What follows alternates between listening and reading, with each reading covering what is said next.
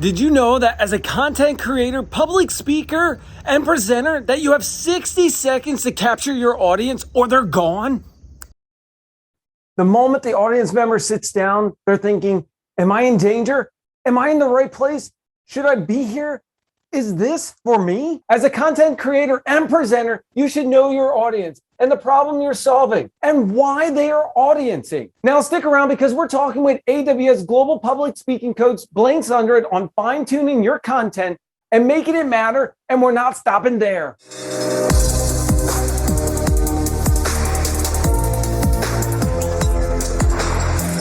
Hi folks, and welcome to the Daily Tech Show. I'm your host, John Myer, and as a presenter and content creator, did you know you have less than 60 seconds to capture your audience? Which reminds me, I better hurry up. Joining us today is AWS Global Public Speaking Coach Blaine Sundrud to help make our content matter, including some unedited feedback on the Daily Tech Show, and you won't believe what he has to say. Hit that like, subscribe, and the notification button because we got more awesome content on the way. Please join me in welcoming AWS Global Public Speaking Coach Blaine Sundrud to the show. Blaine, thanks for joining us.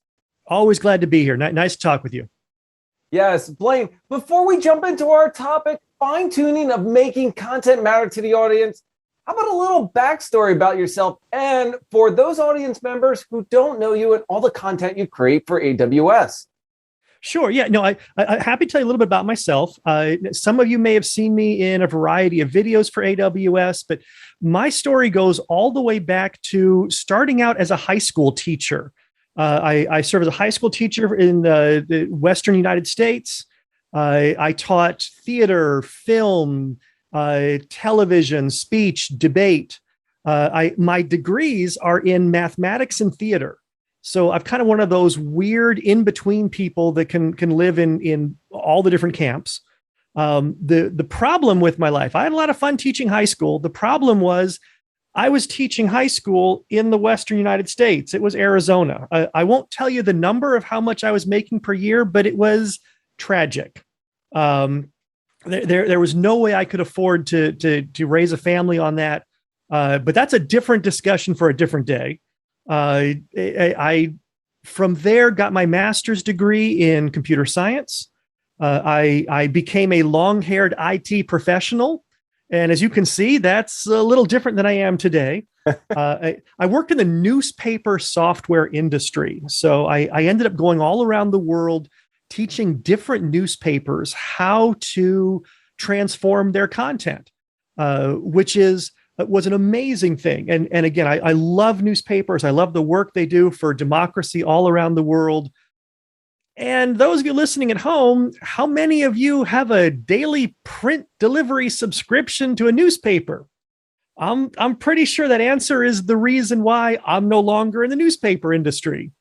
I keep picking these amazing jobs that just kind of dead ending. And I'm like, this is not going to happen to me again. So AWS came recruiting and they said, hey, you know technology, you know cloud, come and teach this on our side. And I've jumped the chance.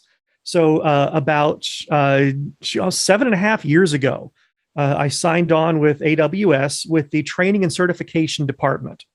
From there, I started out as a technical trainer and trained pretty much the whole catalog, systems operations, security, databases, data analytics, architecting, the fundamentals classes.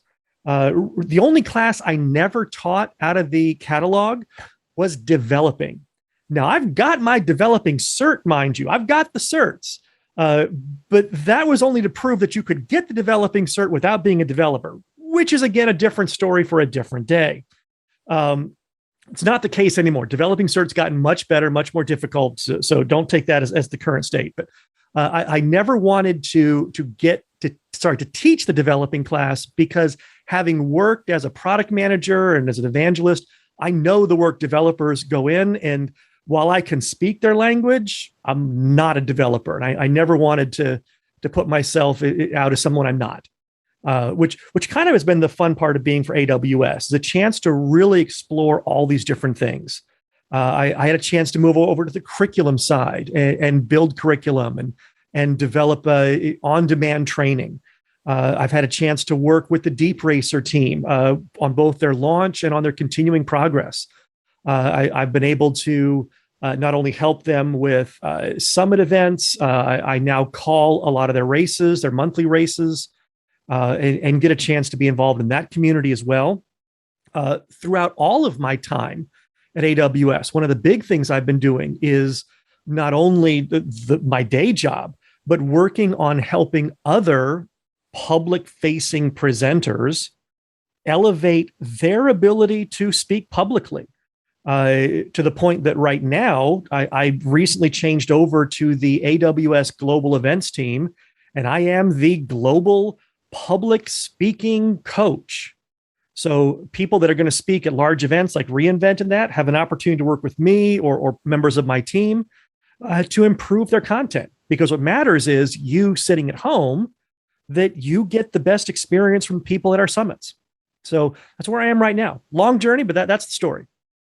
Blaine, I got to tell you, I found out some really cool and interesting information about you. I did not know you were a teacher, by the way. I did not know it was in Arizona. And then also, I'd like everybody to comment down below. How many of you still have a physical newspaper? And I'm going to bet that I am going to get a lot of comments that say 0, being that I do not see. Actually, one of my neighbors does still get it. I see them every morning. They come and get it. But, some people like that. Just going off. I mean, I like writing things down. I've got a nice new little electronic tablet I'm testing out and going on with it. But let me get back to you because you mentioned DeepRacer. And I have to tell you, you are one of the reasons I got involved in DeepRacer at Amazon. You are one of the ones that I thought about it when we were at reInvent. I got a chance to meet up with you. We did some cool pictures. And then I was doing a lot of DeepRacer. I did DeepRacer Underground. And then you commentated on DeepRacer Underground, and which transitioned into this global event that happens all the time, live stream. So thank you for that. I really appreciate it. Well, I mean, it's been one of the amazing things for me to watch the evolution of DeepRacer over its very short lifespan. It was only released at reInvent 2018. So we're coming up only on its 3rd birthday in a couple months. And it transformed from when I first saw it, I'm like, that's a curiosity. It's interesting. It's fun, but it just kind of felt like a toy the first time I saw it. And then I watched the developers start to play with it. And I watched the connections they made and the excitement they put in. And I'm like, this is not a toy. This is a tool. And it just got so exciting watching how it exploded. And then, of course, we all got locked in at home. And John, you doing the DeepRacer Underground, it, for a lot of people, became the hub that we could use to continue to meet in real space, even if our bodies were, locked in our own bedrooms. So I really was so pleased to be part of it from the beginning when it started ramping up. And now next week, I'm in Washington, D.C. We've got a live meet space race. I mean, we're going to have people coming into Washington, D.C. We're going to have live cars on live track. I'm not going to say we're back to normal, but it's going to be good, at least for a couple of days. I'm looking forward to that, to the, the public summit, correct? Yeah, correct. Yep. All right. So Blaine, thank you so much for that backstory. And it's really interesting to know where you've come from and where you've transitioned to, and now what you're doing as a global public speaking coach, which brings us to our topic, fine-tuning of making content matter to the audience. How does that translate into the public speaking coach? How does that translate into your content creating, your curriculum development you've done, into, all the things that you create? So to really explore that, we have to drill down into some fundamentals of communication. And for some of you, this is going back to your high school English classes and comms classes in college, perhaps. And to understand there are many forms that communication happen in. But the idea is there is information on one side and the other side needs to get that information. Now, whether the other side knows they need the information or not, now you're into the difference between a summit talk versus a TV commercial. But in either case, it's still, you're trying to get information to pass from one side to another. More specifically, you're trying to get behavior to change from one side to another. And oddly enough, that's the thing most people don't think of when they think about communication. They think about it simply as an information transfer. A common example is a wiki. And the whole idea behind a wiki is, here's a whole bunch of hopefully vetted data. Let's assume that the wiki you are going to is accurate. And then people that are reading it are looking and gaining whatever details they need. In some cases, it truly is just informational. What is the tallest mountain in Australia? Okay, that's not really going to change my behavior unless I want to climb the tallest mountain in Australia. But beyond that, it's just an interesting fact. If I'm a developer and I'm going to a wiki to find out certain code pieces, or I'm going, on Reddit or whatever, now I'm actually looking to change my code. I'm looking to change my behavior. So step one, when we think about communication, is just that bit of transfer. Then we get into the second part of the conversation, which is a human standing in front of another human, physical or virtual, that needs to transfer that information, and what the difference is between that interaction and the previous one that we talked about, which is just the digital, I'm going to go to the source material. I'm going to go ahead and go to Stack Overflow and find the code, paste it in, get myself running. Why do we want that extra human element there? This is where I come in, because whenever you're talking about a physical communication, now you're dealing with two brains that are interacting with each other in real time. And how does that information transfer? A human speaker is not verbal documentation. And yet all too often, when I go to tech conferences, and I'll throw AWS under the bus as much as every other company I've been to, you get speakers that are very technical, and all they're doing is essentially reading documentation to the people that are in the audience. And that wastes everyone's time. This is where I come in to understand why the developers, they're sitting at a 400 level class. It's not just to get a bunch of information they could find on Stack Overflow. It's that they want to see new ways to solve problems that aren't just immediately accessible to them, which means the presenter has to know the problems of the audience. And if I can go down to the one most critical thing, and I'm just going to leave this one hanging here, is as a presenter, if you don't know the problems that your audience has and why they're in front of you, you haven't done your homework enough to start speaking. Okay, now that's interesting, because if you go off of that customer obsession, you should be talking to your customers. You should be knowing them and that information. Now, I know you said you're going to leave that one hanging, so I'm just going to drop there that if you're on the stage and you don't know the answer to that, or you don't know the problems you're solving, I don't think you should be on the stage, correct? You should be. Yeah. So John, you're absolutely right. So that kind of is the extension. Now, what I'm not saying is quit your job and become a lumberjack.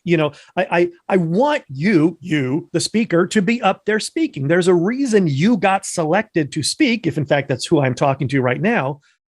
But if you haven't done the homework to know why your audience is audiencing, if I can make up a word.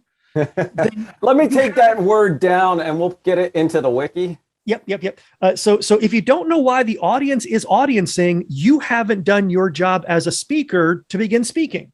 You've got to know their problems. And in some cases, the problems are easy to understand. You are looking at developers who don't realize there's a whole new set of tools over here that can improve their process, improve it compared to what?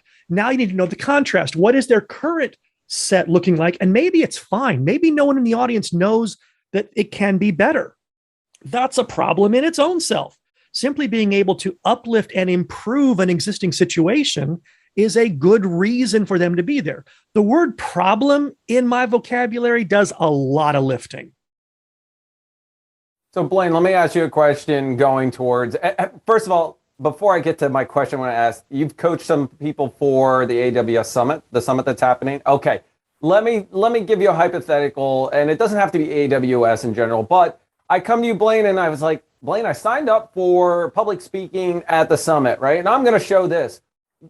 What kind of advice? How do you walk them through it before they say, hey, listen, I'm going to show this content? Do you say, no, put that down. Let's walk through what you're trying to solve, or what's the problem, what you're trying to bring to the audience. Walk through the steps on how do I make this an engaging conversation with the audience. So one of the first things I will always do with someone that we're beginning a process with is I start with the question that I kind of raised for y'all right now. Not only who is the audience, but why is the audience? Why are they there? Why are they there for your session in particular? Not why are they there for the conference? Why are they taking 45 minutes, 60 minutes out of their time when they could go to, Jenny's session over there? Jenny's pretty good. Why are they coming to your session and not hers? What is it that you are offering these people that came to you? And once you clarify that, now I'm looking as far back as title and abstract. Are you being clear as a presenter that this is the problem you're solving, this nut right here, so that when people are looking at a conference catalog and they go, oh, Blaine's talking about this. This is my problem. I want to hear about this.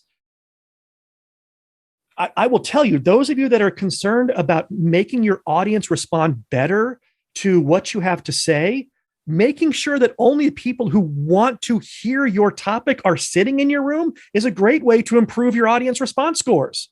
When people say, oh, my talk is for everyone, I'm like, really? I've got a marketing manager here who manages asphalt and parking lots. Do they need to hear your talk? No. Okay. So we at least know they're out of your list. And I'm being ridiculous, but I'm not being ridiculous. But it's serious. I mean, you are definitely saying my talk is for everyone. And I actually, you know what? I got to take that as a note, because I think I've said that once or twice in my career. I can't say I've said it recently where it's for everyone. No. Seriously, is it for everyone around the world, or is it for specific people utilizing that product? That's a good point. I work tangentially. I work in parallel with people that help out with the keynote address.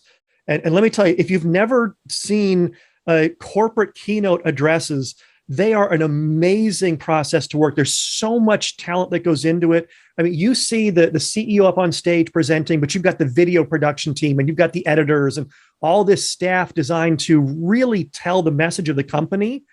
Those are pretty much the only presentations that someone says, this is for everyone at the conference. I'll go, yes, the keynote address is for everyone at the conference. And let me tell you, they spend months workshopping with these executives to make sure that they are saying a message that truly is for everyone. Your 400 level session by definition is not for everyone. So knowing the specifics of your audience and then tailoring the abstract to say, this session will address companies looking to leverage additional machine learning techniques using reinforcement learning in ways that will allow them to have machines that teach themselves how to do new processes as opposed to other types. So I'm being extremely specific. And now people who show up know exactly the kinds of problems I'm going to be talking about, which means if I do nothing else, I'm dealing with an audience who cares about my talk. That alone raises the communication level. Let me give you an example with some of not the keynotes. By the way, the keynote where you defined and said that the keynote is for everyone at the conference. The key word is at the conference, not everyone around the world. Very clear. I do have to note that you did mention that. So now say I'm going to, there's a 300 level course, and I'm just going to say it's around security and governance.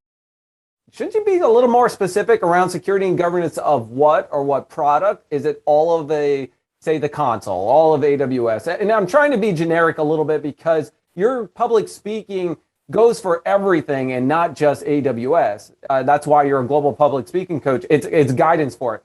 So how do I center not only my description, because that is very key.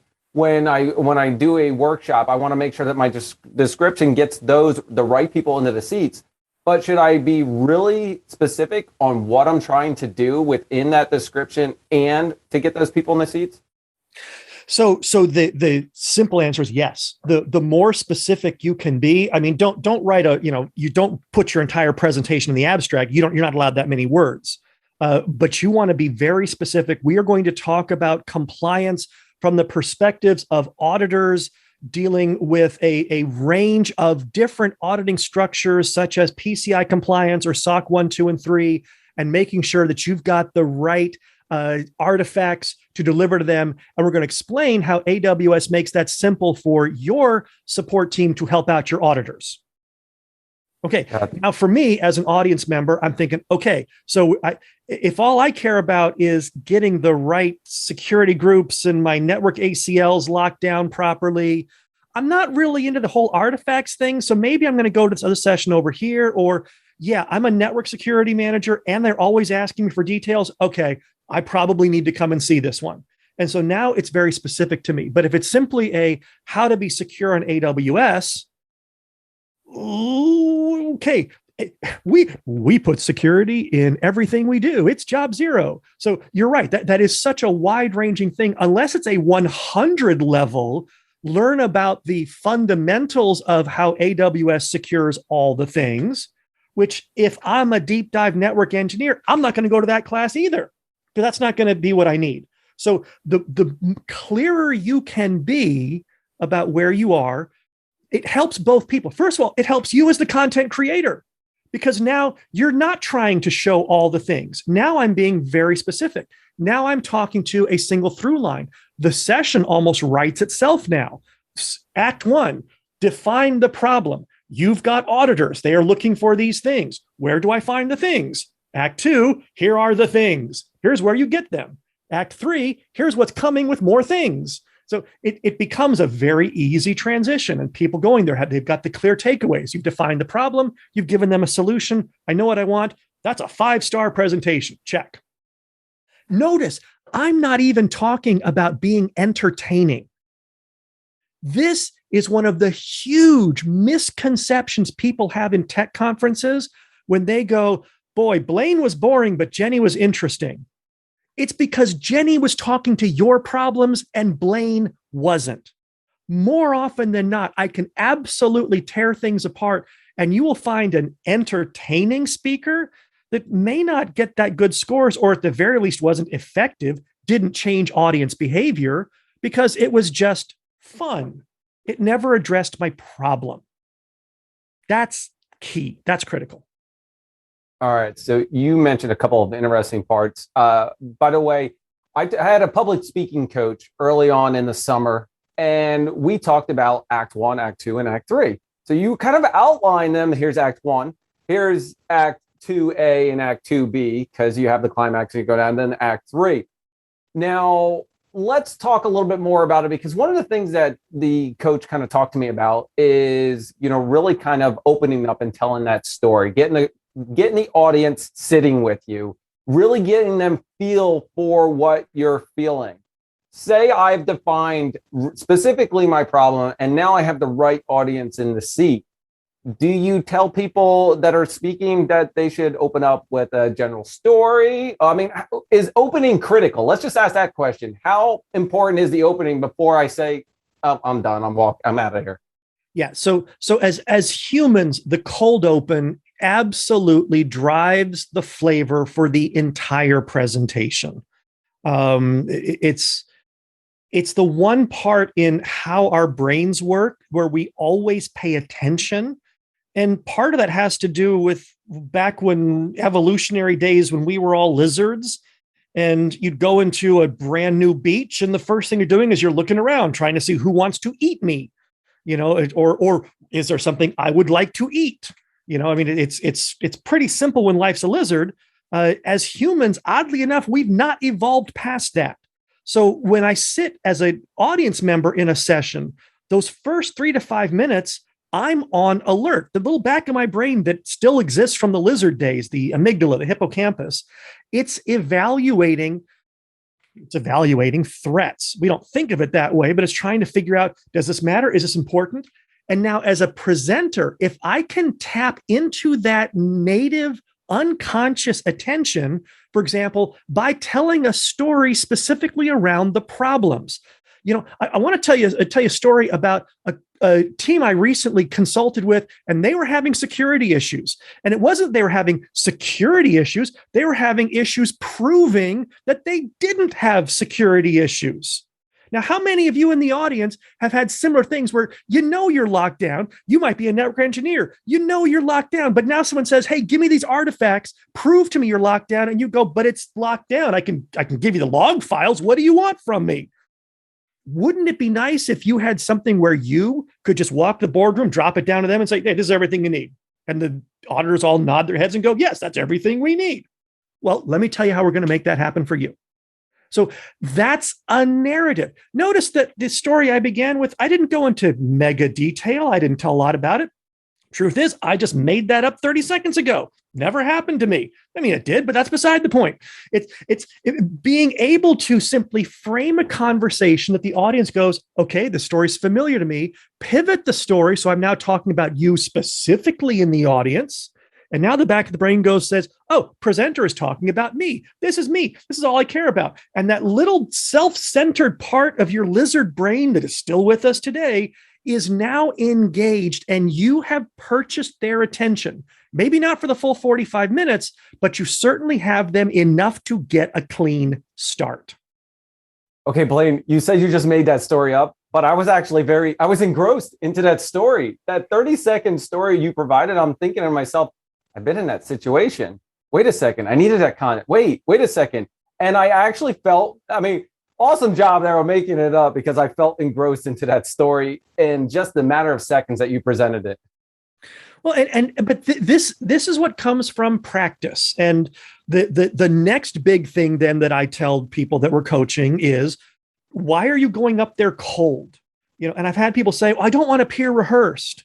And I said, cool. So your words change when your audience looks at you funny. I expect that. But what I do want you to know is, what's your cold open? When you get up there, the first 3 minutes, you're not getting any reactions from the audience except them kind of shuffling around and making sure they're in the right seat. So how are you capturing their attention? What is your thing? And this can be rehearsed over and over, and you practice it in the shower, and you teach your cats. I've got a wonderful cat. The cat Ezra could probably pass the solutions architect exam. Because all I do is I teach him. If I can keep his attention, then I'm doing all right. But without that practice, then you sometimes get stuck, and then you fall back to, this is what my slide says. I'm going to read my slide. And now you've become verbal documentation.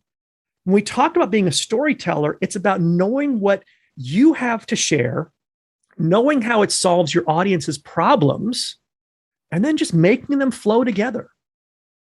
I think that goes hand in hand, where you know about what you're presenting, but you're passionate about what you're presenting, and it doesn't come across rehearsed when you do it.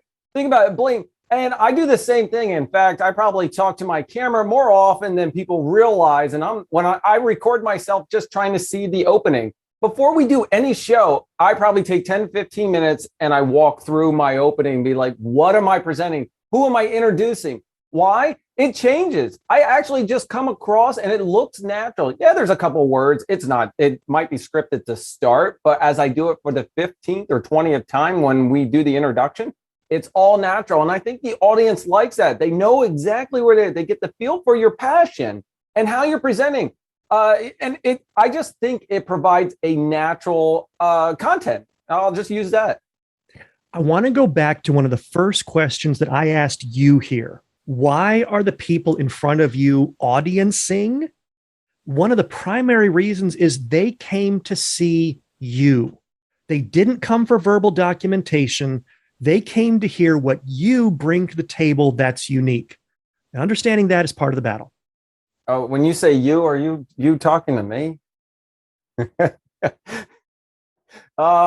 Blaine, you know what? This is awesome conversation. I know we're going over in time, but I find this so valuable, and we're going to continue on and drive some more of the conversation. All right, so let's backtrack here a little bit. We said what our problem is. All right, you know what you're trying to present. You're going in there, who your audience is. You have the right audience in the seat. You have the cold opener that you labeled it. By the way, I did take notes on the cold opener because I find that really important. If you don't capture them in the first few minutes, you're going to see all those people get up out of their seats and walk away or disconnect from virtual. all right, I know my content now. I have all that. What's next? I mean, it seems like if I have all these, I'm nailing it. So now we get into performance aspects. So we've worked the content. The content is audience focused. It's problem focused. You've got the cold open. And now we take a look at the fact that you're delivering a 45-minute presentation, and no human today is engineered to simply sit and listen to someone drone at them for 45 minutes unless it is wildly critical to their survival. For example, if you happen to be military and someone up in front of you is giving you the daily briefing of how you're going to stay alive today and during today's operations, you will focus just fine. Nobody has to tell you, put down your phone, this matters. Your brain knows, if I don't listen to this, I will die. It's hard to tell people, you better understand how to configure security groups or you will die. Doesn't work. I've tried that in class. Nobody seems to buy it. It depends on who you talk to on that. Yeah. So but the truth is the audience, they want to be there, but the brains naturally check out. And this again is an unfortunate result of biology. Fun fact for you and your viewers. Did you know that the only organ in the human body that does not have direct blood supply is the human brain? In fact, we talk about the blood-brain barrier. There's blood all around the brain, but it doesn't go through the brain. It goes to this little membrane here. And this is, I don't mean to make any light of it, but if any of you know someone, or hopefully not you, who have had an infant who has had a breach of the blood-brain barrier, this is a bad thing, and you never want that to happen. If your liver works too hard because of something you did, your liver just gets more blood pumping through it. The same thing with your lungs or your gallbladder. I mean, whatever it is, all these organs, if they work too hard, the blood goes in there, actually cools it down. It's nature's liquid coolant. Your brain is a literal CPU. As your neurons fire off, it burns calories. It heats up. Organs in our body don't like to get too hot. And if your brain overheats, or more specifically, if your audience's brain overheats because you're telling them amazing information and it's interesting and they go, wow, this is really cool, and their brain starts to get hot, the thermostat in the brain fires off. And it asks that little lizard in the back of your brain, hey, does this matter to me? Because if it doesn't, you're getting too hot and time to turn off. How many of you watching about 20, 30 minutes into your 45-minute presentation, all of a sudden you see heads just turning down, looking at their phone? They just check out. It's not that you suddenly became uninteresting at that moment. In fact, in many cases, it's the opposite. You were telling good data, brains were keeping up, and all of a sudden brains overheated and the thermostat fires off and the brain shuts down. How do you get around this? So this is what people mistake for entertainment. If you can find ways to reset the timer, reset the clock inside the brain, when the thermostat check fires off, the lizard goes, I'm not quite sure what's going on, but something matters out there. It's important. Keep burning the calories. Keep paying attention. I'm good. Yeah, we were hurting, but keep on there. So now is where you find ways to engage the audience. This is where, raise your hand. How many of you have done problem X? Well, I've done problem X. Okay, that matters to me. The lizard goes, this is my problem. Pay attention. Stop talking.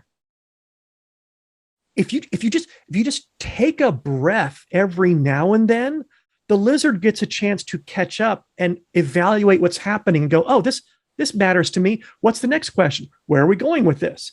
And if in fact it's a small customer engagement, you might actually get an audience question. Wow, wouldn't that be nice if you're having a customer conversation to have a conversation with your customer? If it's a large scale group, this after the pause is where you can then ask the rhetorical question. Now, some of you may be thinking, what about this? Cool. That's a different way to make me, the individual, me, the lizard brain, feel I'm part of it. When the thermostat fires off, now I'm going to push through it. I'm going to be part of it. And so thinking about how are you going to help your audience across the finish line is where the 3-act play comes in. It's where breaking things up into beats. Current neurology studies say human attention span is 3 minutes. I don't believe that anymore. That was back in MTV level studies. I think those studies are outdated. In a TikTok world, I think you've got 60 seconds before you've got to somehow find something new that brings people back in. Oh, I'm sorry. I paused there because some of the things you mentioned is the power of the pause is stop. It's okay. I think it's our natural ability that when there is dead air, we're supposed to fill it.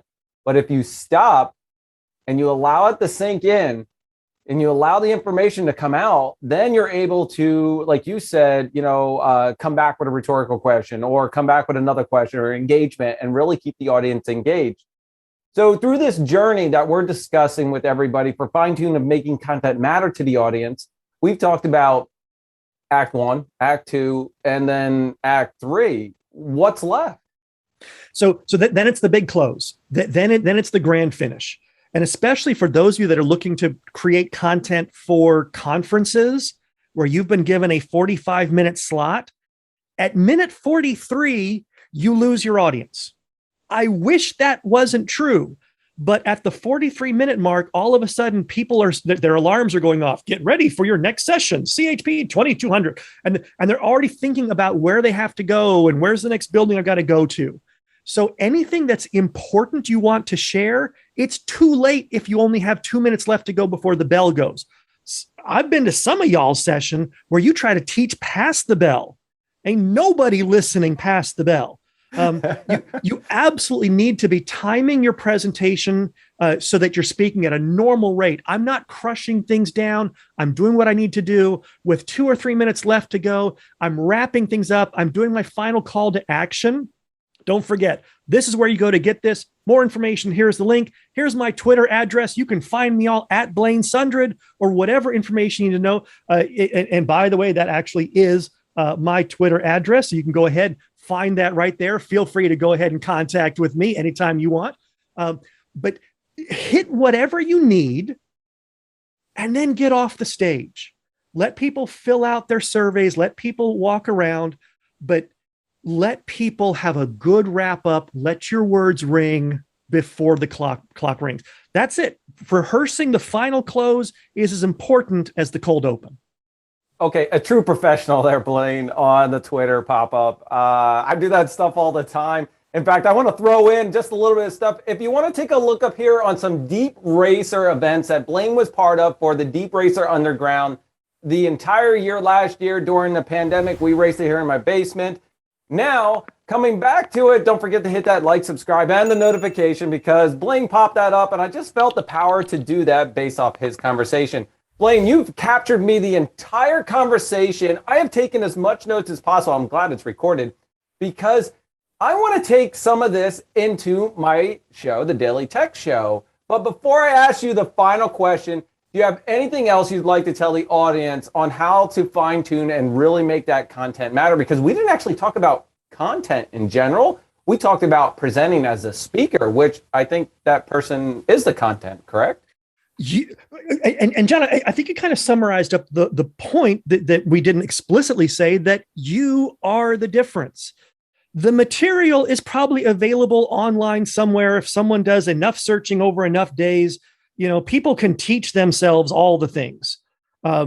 You're there to be the curator. You're there to be the one that puts things together in a thread that matters to the audience. So understanding that they're here to see you, that they're here to understand what you bring to the table, and then have that conversation with the audience. That's the most critical part to content. Thank you, Blaine. I really appreciate it. Okay, so the last question I have for you, and this is a very tough question to ask, but I find it valuable. I would love your feedback on the Daily Tech Show and what I'm doing, and maybe possible suggestions for improvement. And I don't care if you tell me I suck, because this recording is still going out, suck or not. But I always want to improve and make sure that I am bringing the audience valuable content. And I've changed some things up drastically and made sure that I do a really good job on the description to get the right audience in the seat. So, Blaine, I'm going to give you an open floor. Nothing's going to be edited. Everything. Tell me good or bad.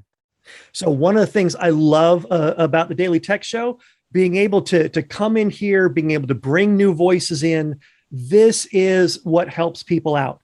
And I'm gonna say, don't be afraid to keep reaching out and bringing in people from other industries. I come from a theater world, and now I'm embedded in the tech world. It is surprising to me how many, I'm going to use the word unicorns because that's a word a lot of people use, but how many of these non-traditional backgrounds people can come into that can directly affect me in my little world. I don't just want to hear from people in my envelope. I want to hear from the widest range possible. And I think that's going to be one of the best things the tech show has moving forward is don't be afraid to not talk tech. Yes, very true. And in fact, did we talk tech at all? We talked presenting today, right? So that's the whole premise behind it. It may be called the Daily Tech Show, but we are bringing valuable information to the audience that are in the right seats or virtually in the right seats. Blaine, anything else for me? I mean, I am looking for anything open and all. I love improving, and I'm trying to do that year over year. Just keep reaching out and going outside your comfort zone. Find something new you've never done before. Meet people you've never met. Try to figure out, what they're interested in. The more touch points you've had, it's why diversity, inclusion, and equity matter, because you've got to have different perspectives. That's critical. Awesome, Blaine. Thank you for the valuable information. Thank you so much for bringing everybody on our topic, fine-tuning of making content matter to the audience, from AWS Global Public Speaking Coach, Blaine Sundrud. Blaine, thank you for joining the show. I really appreciate it. Always. Can't wait to be back. Talk to you soon. Yes, everybody. Thank you for watching the Daily Tech Show. I'm your host, John Myer. Don't forget to hit that like, subscribe, and the notification because we have more awesome content on the way.